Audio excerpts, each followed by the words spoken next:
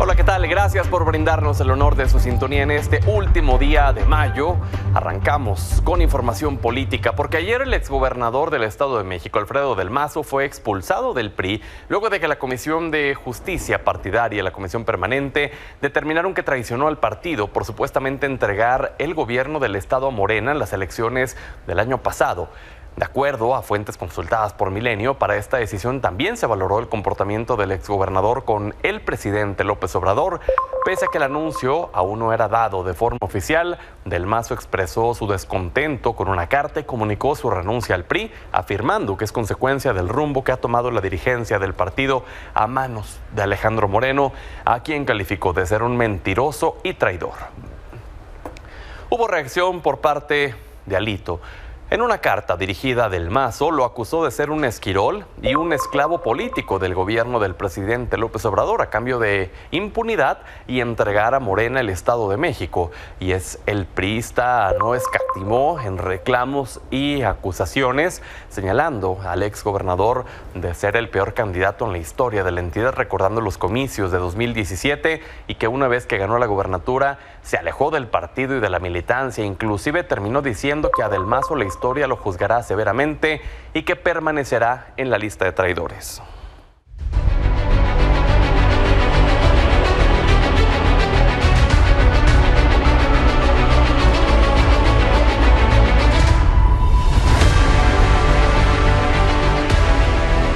A poco más de una semana del accidente en un mitin de Movimiento Ciudadano en San Pedro Garza García, Nuevo León, donde 9 personas perdieron la vida, hoy el candidato presidencial por MC, Jorge Álvarez Maínez, acusó que el PRI, en colaboración con la Fiscalía de Nuevo León, buscan fabricar un caso penal en su contra, luego de que fuera presentada una denuncia por la hija de una de las víctimas por homicidio culposo, que también incluye a la candidata al Senado Marta Herrera, también al titular de Protección Civil, hablamos de Eric Cavazos, y hasta el coordinador nacional de MC, Dante Delgado. Sobre esto, Maínez señaló que se trata de guerra sucia en vísperas de la elección, sin embargo, se dijo tranquilo y que enfrentará cualquier acusación, además de pedir que el caso sea investigado a fondo. El INE informó que van 17 quejas por aparentes violaciones a la veda electoral. Detalló que implican a todos los partidos políticos con distintos actores o funcionarios. 3 son contra la oposición, que incluye al expresidente Vicente Fox, Claudio X González y Fernando Belaunzarán. El candidato presidencial Jorge Álvarez Maínez también acumula una por difundir publicaciones contra el PRI relacionadas con el accidente en Nuevo León y una más en contra del vocero de la Presidencia de la República, Jesús Ramírez, por compartir sondeos de opinión para destacar la popularidad del presidente López Obrador. Y le agradezco a Guadalupe Tadei, consejera presidenta del INE, que nos regale su valioso tiempo. Gracias, presidenta. Muchísimas gracias a ustedes. Aquí un gusto estar hoy aquí con ustedes. ¿Todo listo para la jornada de este domingo? Todo listo, estamos por supuesto en los últimos detalles. Yo comparto contigo con mucha responsabilidad que esta semana es la semana en la que distribuimos todos los paquetes electorales a quienes fungirán como presidentes o presidentas de las mesas directivas de casilla. En esa tarea estamos, concluye todavía el día de mañana. La hacemos en coordinación con los organismos públicos locales, los OPLES, porque la instalación de la casilla única, tiene como responsable absoluto al Instituto Nacional Electoral. ¿Cómo va la distribución? ¿Han tenido alguna dificultad? Sí, pudimos darnos cuenta el día de ayer, incluso por los medios, el robo de un paquete en el estado de Puebla. Ya fue sustituido, ya se mandó a imprimir, ya tenemos de nueva cuenta esas boletas en el estado. Esto tiene que ver con las autoridades locales, Pedro, pero el INE acompaña todas estas tareas en colaboración permanente con ellos. Así que sí hay percances, por supuesto.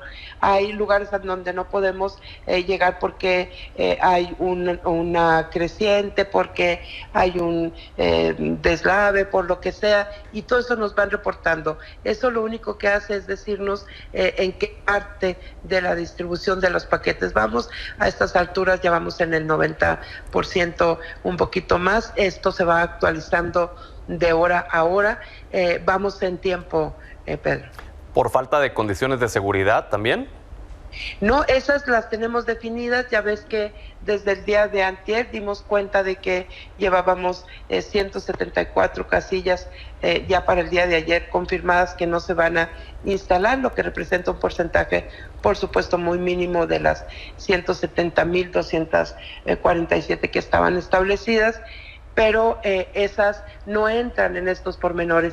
Te quiero decir los pormenores normales en un operativo de esta magnitud que hace que movamos y recorramos el territorio nacional, no una ni dos veces, varias veces, para poder estar cumpliendo con nuestra tarea. Dábamos cuenta hace algunos minutos de las impugnaciones que ya han presentado en contra de distintos actores de todos los partidos políticos de supuestamente violar la veda electoral, pero eso me lleva a preguntarle, consejera, ¿ve usted el escenario en donde se intente judicializar esta elección? Siempre la impugnación es una opción y es una posibilidad que tienen todos los actores políticos.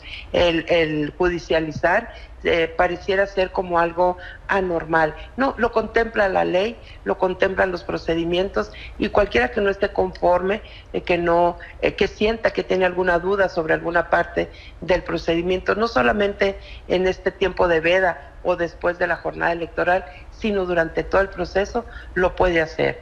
Aquellos que decidan hacerlo tienen el camino jurídico establecido en la propia norma constitucional y en la propia ley que tiene que ver con los procesos electorales, ¿no? Entonces, judicializarlo se oye como si fuese amenazante. No, Pedro, es parte normal del proceso electoral. Aquel que siente, que disiente de algún resultado o alguna parte del proceso, puede tomar esa vía, siempre está disponible, agotan ese recurso y se confirma en los tribunales o se revoca en los tribunales. Usualmente quien pierde el partido tiende a culpar al árbitro. En este caso, ¿usted prevé que así lo intenten hacer contra el INE? Siempre ha sido parte de la estrategia en la historia de nuestros procesos electorales, de la estrategia político-electoral que encabezan los partidos políticos o sus equipos, culpar al árbitro. Pero yo creo que aquí hay que estar muy tranquilos y muy firmes.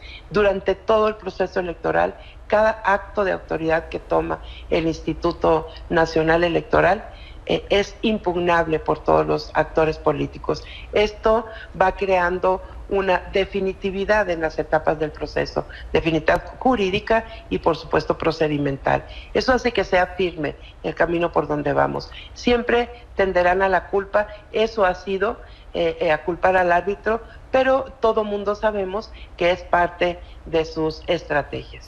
Ayer estuvieron en este mismo espacio, en este estudio, consejeras del Instituto Electoral de la Ciudad de México. Nos decían de los ataques que también el ISM ha recibido y les preguntaba si esto las ha llevado a temer por su seguridad, por su integridad. Decían que sí, ambas. Le pregunto también a usted, consejera presidenta, ¿ha llegado a temer por su seguridad a causa de estos ataques? No, yo creo que esto es parte normal, hay que entenderlo en el arena, en el espectro de la actividad política, no en el tema de carácter personal. Creo que los ataques nunca los debe de tomar la institución como si fuese a sus personas, y si así fuere, creo que estarían pues totalmente equivocados estos ataques. Pero no, hasta este momento he sido muy respetuosa con el trato con todas las fuerzas políticas, con todas y cada una de ellas, y no tendríamos por qué recibir un trato diferente. Ya por último, ¿qué recomendaciones le da a la ciudadanía para este 2 de junio?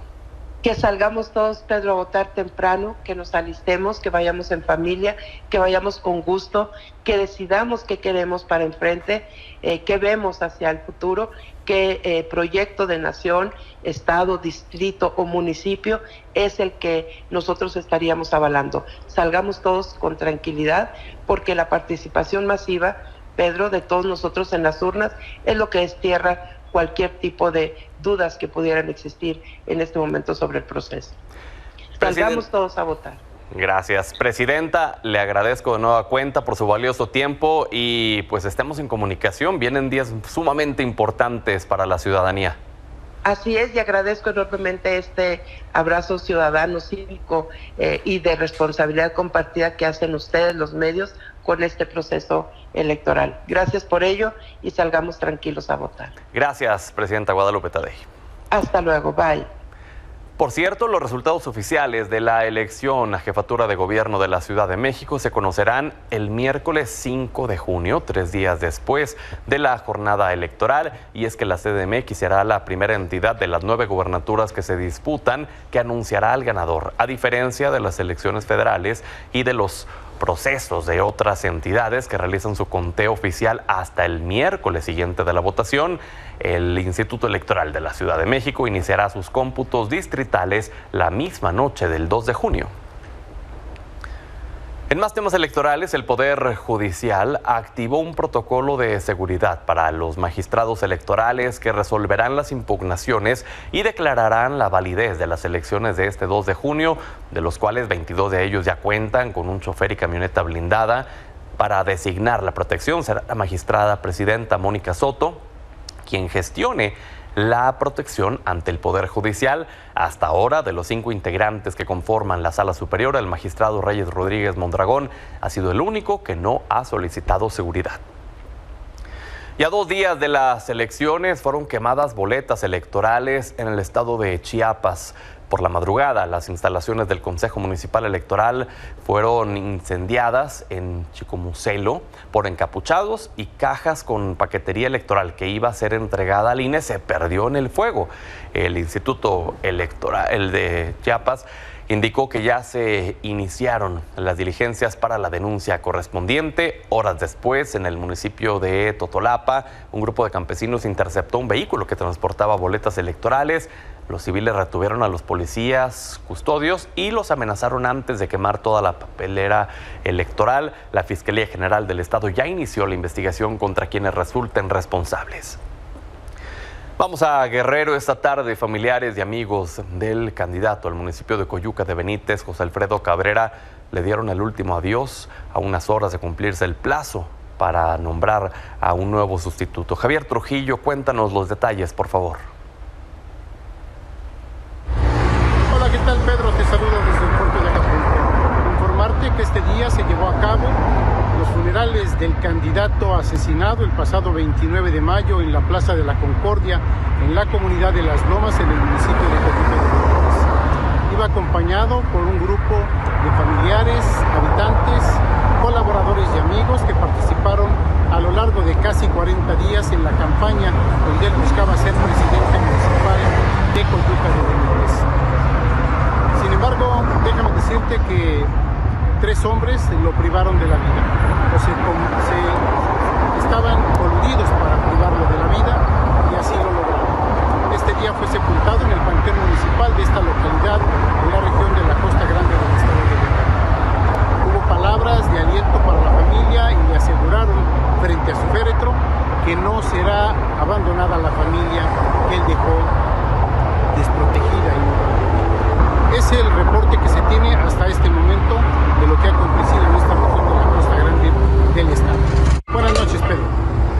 Gracias, Javier Trujillo. Mientras que esta tarde fue asesinado a balazos Jorge Huerta Cabrera, candidato a regidor en Izúcar de Matamoros, Puebla, por el Partido Verde y propietario de la planilla que encabeza Eliseo Morales, aspirante a la presidencia municipal. El hombre fue atacado junto con su esposa y otro acompañante, quienes resultaron lesionados.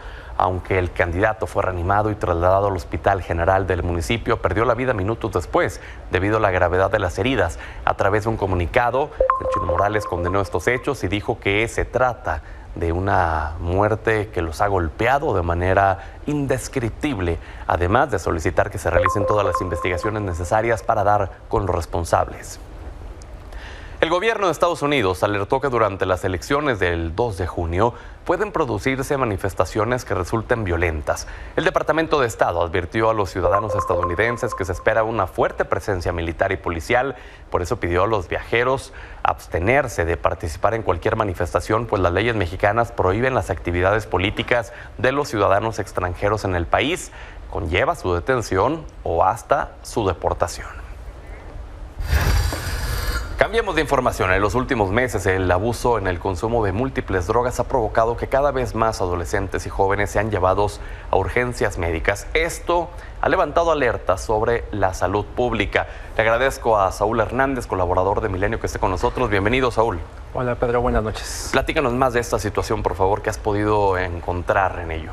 Sí, mira, lo que hice fue documentar con base en estadísticas de la Secretaría de Salud cómo han crecido las urgencias médicas en la población adolescente y jóvenes, es decir, de 10 a 29 años, por consumo o abuso en el consumo de sustancias psicoactivas, que van desde alcohol hasta drogas duras.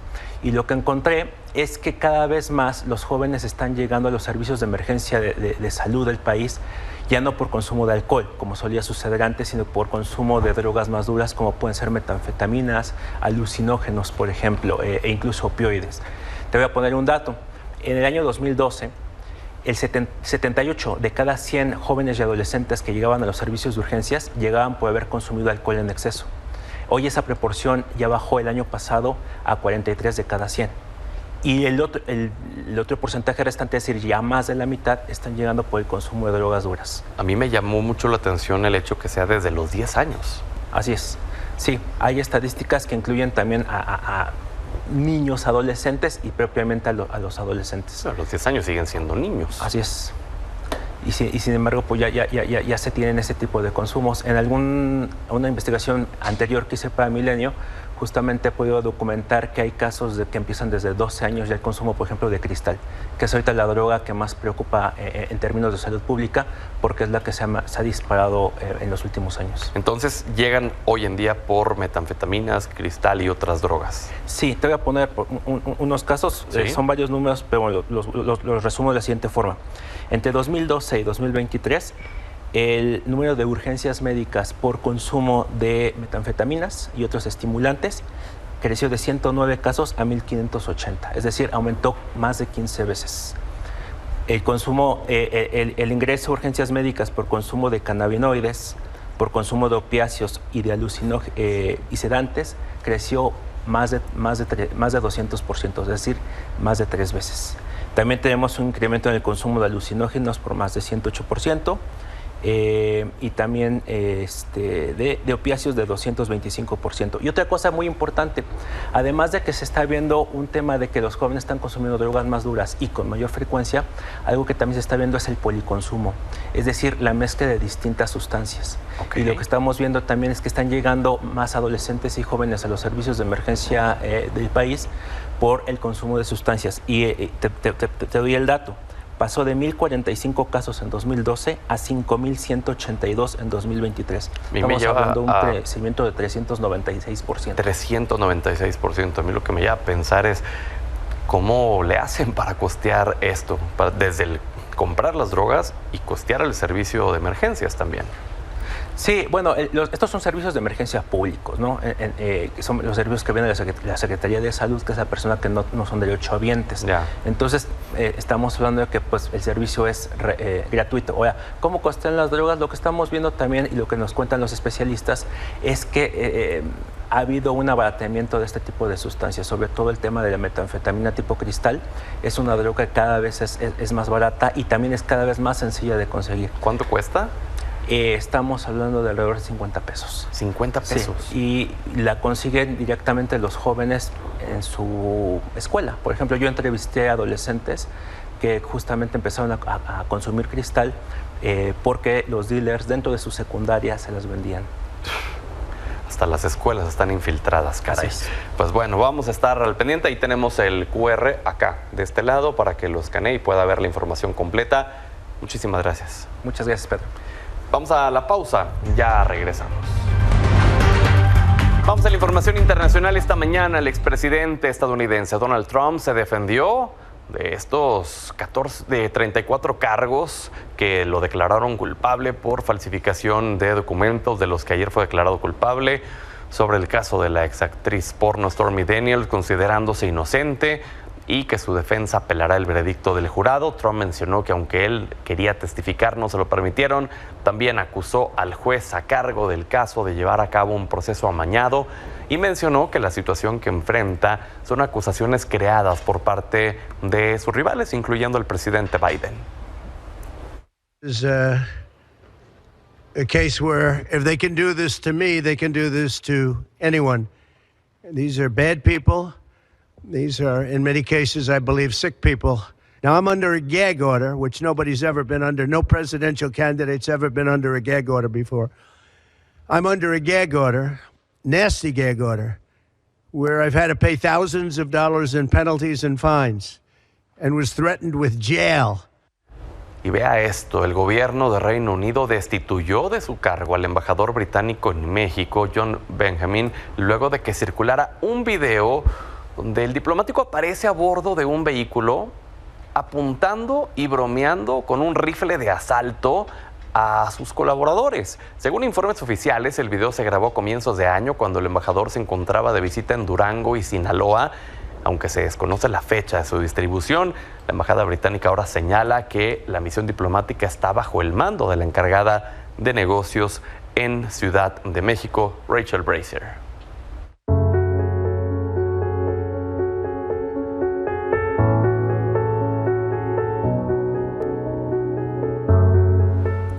Es viernes de Entre Fronteras. Taliscan, bienvenida. Hola Pedro, muy buenas noches. Oye, se han suscitado protestas en la Embajada de Israel en México y los campamentos también de refugiados en Rafah tienen una situación complicadísima. Sí, la verdad es que los dos incidentes se tienen mucho que ver entre ellos. Pues antes que hablar de los protestas ante la Embajada de Israel en México, yo creo que tendríamos que hablar de Rafah. Esta semana, ¿qué ha pasado? Israel bombardeó de una manera muy cruel a los campamentos de refugiados y 45 personas, entre ellos la mayoría de mujeres y niños, fallecieron. Y eso es muy grave porque Rafah en un inicio fue uno de los puntos donde las personas refugiaron. Y el día de hoy tenemos que mencionar que más de 110,000 personas se están refugiando de esta zona, y también están los temas de malnutrición, están los temas de inseguridad humana. Y posterior a eso, incluso en México, una región completamente lejana y un país que no ha tomado un papel tan activista como Colombia o como Brasil, vimos unas protestas bastante violentas frente a la Embajada de Israel, donde las protestas se escalaron hasta el momento que los protestantes empezaron a tirar bombas de Molotov, y lamentablemente ni siquiera hacia sus objetivos, sino hacia la misma policía de Ciudad de México, en este caso, que está prácticamente obligado de proteger cualquier zona, cualquier territorio diplomático por la inmunidad que se goza. Entonces eso también yo creo que dañó bastante la imagen de las relaciones bilaterales. Y ahorita, ¿qué es lo que nos espera a nivel diplomático, político, referente a las relaciones bilaterales entre México y Israel? Es una cuestión bastante curiosa. Que ya, a ver, hemos venido platicando contigo en esta sección del deterioro de la imagen de Israel frente al mundo. Lo que comenzó al inicio como un, bueno, pues es legítima defensa, lo bombardearon, tiene la posibilidad de defenderse. Luego fue escalando, ya es una fuerza desmedida, ya es un abuso lo que están haciendo. Platicamos la semana pasada de lo que dijo la Corte Internacional de Crímenes de Guerra, de genocidio contra Netanyahu. ¿Y crees que todo esto haga más común este tipo de protestas? Es decir, que el tono se eleve ya a una violencia como la que vimos ante el enojo de la gente. Yo creo que sí, el tono se puede elevar, y digo, es entendible desde un punto de vista sociológico, pero hablando de los incidentes, pues lamentablemente eso no podría llevarnos a la paz. Hablamos ahorita de los hechos, ¿no? AMLO la semana pasada había dicho de que si todavía México iba a esperar respecto al tema romper las relaciones, o más bien, perdón, reconocer Palestina como miembro. Entonces todavía no se hizo alguna aclaración, pero también hay ciertos hechos, ¿no? Estimadísimo Héctor Vasconcelos, que también yo el año pasado había tenido el gusto de debatir con él aquí en un foro de debate, pues ahorita actualmente él es el representante de la ONU de México ante Consejo de Seguridad, y él en el mes de abril ha tenido como varias participaciones muy importantes apoyando a Palestina, apoyando directamente a que Palestina fuera miembro de la ONU, pero lamentablemente Estados Unidos vetó. Entonces yo creo que es bastante clara la postura de México. Entonces estas protestas claramente se van a elevar porque la gente quiere más, la gente quiere a lo mejor que una condena enérgica. Una condena más eficiente o que simplemente se desaparezcan las relaciones bilaterales, pero también la relación comercial es algo que no podemos abolir de un día para otro. Es que justo a eso iba. Justo. La capacidad económica de la población de Israel que se encuentra en México es altísima. Sí, son aproximadamente 750 millones de dólares lo que los países bilateralmente tienen desde el año 2022. A comparación del comercio total que los dos países tienen, no es tan significativo, pero existe un tratado de libre comercio entre dos países, entonces no sería tan fácil para México cortar con Israel igual que Colombia hizo o igual que Brasil hizo, porque también México por su constitución tiene principio de neutralidad ante los conflictos. Lo ha manejado bastante bien ante el conflicto ruso-ucraniano, pero ahorita yo creo que las cosas se escalan a un nivel más grave. Sí, pero incluso más allá de las exportaciones e importaciones, la comunidad israelí en México, muchos son los dueños de empresas principales aquí. Y tú vas a las zonas de mayor poder adquisitivo, te vas caminando por Polanco y es más común ver a la gente de Israel que incluso ver a los propios mexicanos. Digo, también es la diáspora y es la comunidad judía. No podemos decir que toda la comunidad judía representa los intereses directamente del gobierno de Netanyahu. O que apoyen lo que está haciendo. Sí, exactamente, porque eso sería una cuestión muchísimo más personal. Pero también hay otro acto que se tiene que mencionar, es cuando justo hace un par de días México decidió sumarse a la demanda que Sudáfrica anteriormente hizo ante Corte Internacional de Justicia para denominar los actos de Netanyahu como genocidio. Entonces México sí se sumó de acuerdo al artículo 63. Muchos países apoyaron, pero no todos hicieron como justo ese trámite formal para sumarse. Entonces yo creo que ahorita la postura de México a lo mejor sí podría llegar a cambiar. Pues bueno, estaremos atentos. Gracias, Talia, qué honor tenerte con nosotros. Muchas gracias, Pedro. Mi estimado Rapé. Mi querido Pedro. ¿Qué nos traes? ¿Qué cartones ¿De qué traes crees hoy? Pues Trump. Pues Trump claro. en la cárcel. Cualquier pretexto es bueno y lo que pasó ayer es histórico. Sí, totalmente. Y movió a todos los caricaturistas del mundo. Y así vamos a poder ver los cartones con la venia de Cartoon Movement y de Cartooning for Peace, que nos traen 7 cartones, para empezar, 7 cartones sobre Donald Trump y esta situación. John Cuneo, el gran John Cuneo, por cierto, recomiendo que sigan su cuenta de Instagram. Desde la portada de New Yorker nos regala este cartón donde, bueno, pues sí, las esposas, pero las manitas las tiene muy chicas todavía para la ley. Vamos con el que sigue, que es de el monero Moudakis desde Canadá. Y bueno, la nueva limusina. Qué bueno está este. Una joya de concurso que te hizo reír. A la queridísima caricaturista Ann Tilnis, no sé si lo estoy pronunciando bien, tú eres mejor que yo. Desde Estados Unidos nos regala este cartón. Ya es la hora de levantarse para la justicia. No creo. Yo tampoco. Pero... No lo creo, y más que la narrativa la está volteando Donald Trump diciendo la Suprema Corte de Justicia está atacándome y si esto me hace a mí, ¿qué les espera a ustedes ciudadanos? Y la lana que juntó en cuestión de horas. Sí. En los donativos. Al que sigue, vamos, es también Chapate desde Suiza, nos regala este cartón. ¿Desde dónde va a dar ahora sus conferencias? ¿Tú crees que vaya a pisar cárcel? No estoy seguro, yo tampoco creo, pero es un anhelo que tenemos muchos en el planeta. Y aún así, legalmente está facultado para que pueda ser presidente aún y estando en la cárcel y pueda hacer campaña y demás. Porque escuchaba analistas ayer y decían, nuestros antecesores, los que crearon nuestras leyes, nunca previeron que pudiera llegar a pasar una situación así. Más, así que por eso se debe de reformar algo. Vamos al que sigue, porque precisamente trata de lo que acabas de decir. Y es que la gran bola de acero del clásico reo pues va a ser usada para propaganda política. Y este es el cartón que eligieron los de Cartoon Movement. Y la cárcel no va a ser la cárcel, va a ser la Casa Blanca. Exactamente. Tiago desde Brasil nos regala este cartonazo. Bram Hall desde Estados Unidos, este cartoncito desde la Quinta Avenida, ahí arrastrando la justicia a Donald Trump. Y nos vamos ahora con cambio de tema. El mismo. Wengen desde Alemania. Wengen nos regala este cartón, que también es el disfraz de reo, el uniforme de reo. Y ya pasamos a los siguientes cartones dolorosísimos de lo que pasa en Rafah. Sí. De Matt Hayaj, no puede faltar este monero en esta sección, desde Jordania. Y el que sigue también es de Turquía, Omeroglu, no estoy seguro que lo estoy pronunciando bien, la zona humanitaria de Rafah. Es una columna, es una montaña de muerte. Sí, es mujeres, niños. Es imposible, yo no sé cómo van a justificar esto en el futuro. En el Hollywood. Y Carrillo desde Portugal nos regala este dolorosísimo cartón de los campamentos de refugiados de Rafah. Una frase que nunca le encuentro sentido cuando lo dicen los políticos aquí en México, pero hoy creo que sí podría aplicar por esto. La historia los juzgará. No, sí los va a juzgar. Estimado. Mi querido Pedro. Gracias, como siempre. Qué honor. Para mí lo es. Vamos a la pausa, ya volvemos.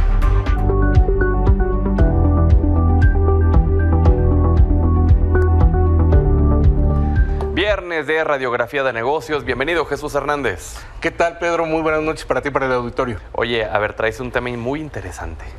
Pues sí, un poco vamos a hablar de por qué el tequila está siendo un trago amargo para el whisky en Estados Unidos. A ver. Resulta que, bueno, primero un contexto que es el whisky, el bourbon sobre todo, es una bebida que desde hace décadas, si no es que siglos, pues ha sido tradicional en Estados Unidos y es casi un símbolo nacional, ¿no? El tequila, si bien es una bebida centenaria, tiene muy poco como industria y le ha costado trabajo irse posicionando en Estados Unidos. Y bueno, un poco lo que sí ha ganado terreno es el gusto en el paladar de los estadounidenses, y eso lo podemos ver en cómo se ha desarrollado la industria del tequila en Estados Unidos en los últimos 10 años, como pues vemos aquí en la primera gráfica, donde de 2013 a 2023 se multiplicó 2.4 veces la presencia de volumen de botellas vendidas en Estados Unidos. Si bien lo más vendido es el vodka y luego sigue el whisky, el tequila ya rebasó al ron en 2023 con 31.6 millones de litros frente al ron que en 2023 tuvo 22.7, pero todavía es la mitad de lo que vende el whisky en volumen. Qué sorpresa que el vodka sea lo más vendido. Es la bebida adolescente por naturaleza, un poco, ¿no? Y bueno, ¿dónde está entonces el que sea un trago amargo? Pues ahí lo que hay que ver es cuando entras a los números y te das cuenta que en el último año, según el propio Consejo de Bebidas Destiladas de Estados Unidos, el tequila creció un total de 7.9% para sumar un valor, ¿no?, de 6.500 millones de dólares, mientras que el whisky va creciendo a solo 3.8 y sus ventas quedaron en 5.300 millones de dólares, como vemos en la gráfica. El vodka sigue siendo lo más vendido, pero la diferencia, si te fijas, entre los 6.500 millones de dólares del tequila en 2023 versus los 7.200 que no crecieron ni bajaron en el último año, pues ya prácticamente es mínima, y por supuesto el tequila puede llegar a eso. Ahora, ¿cómo se explica este cambio? De acuerdo con el propio Consejo Regulador del Tequila, esto se debe a que, evidentemente, por un lado hay mucho más oferta, ¿no? Estamos viendo que hay una mayor exportación de México hacia Estados Unidos de tequila, con una variedad de precios, sabores, marcas, presentaciones, que en el último, de 2017 a 2023, creció 87%. Pasó de 171.7 millones de litros a 322 millones de litros. ¿Cuánto es esto? En México se produce un total de 600,000 litros de tequila al año aproximadamente. De esos, 80% se exporta. De eso que se exporta, 80%, es decir, esos 320 y tantos millones de litros, van a Estados Unidos. Es un gran mercado y bueno, la clave está un poco en el posicionamiento que ha tenido el tequila, porque ya no solamente se percibe como la bebida fuerte para tomarte derecho y tal, sino que para las nuevas generaciones también significa una forma de ir mezclando, claro. Oye, incluso en los premios Oscar sacaron tequila para todos los presentes, entonces habla también de la popularidad que ya tiene. Exactamente, y el tequila se ha posicionado muy bien. Cuando tú ves qué es lo que están prefiriendo los norteamericanos, estamos viendo que el tequila ya lo ven como algo mucho más cercano, efectivamente para mezclar, para diferentes ocasiones, pero además aquí la prueba de que le ven una mayor utilidad es que el tequila blanco es por mucho, ¿no? Del total de 321 millones de litros, 187 más o menos son de tequila blanco, más o menos el reposado son 78, ¿no? El joven es 38 millones más o menos de litros y el añejo 17.28. Ahí vemos cómo también se está diversificando el conocimiento y demás, pero ahí no acaba la cosa. Resulta que hay una gran oportunidad para el tequila en las nuevas generaciones que ya no solamente están viendo esto de mezclar, sino por un lado, tomar tequilas mucho más diversos como los artesanales, sí, tocar y la otra parte es que las marcas han sabido posicionar el tequila en marcas premium y super premium, lo cual ha dado este salto en valor en el que claramente el tequila está lejos de de llevarle ya distancia tanto al whisky, al bourbon, ¿sí? Y podría rebasar en una de estas al vodka, ¿no? La clave está en llegar a los públicos adecuados con esta oferta de premium y artesanales. Pues muy bien, gracias Jesús, como siempre. Gracias a ti, gracias a nuestra audiencia.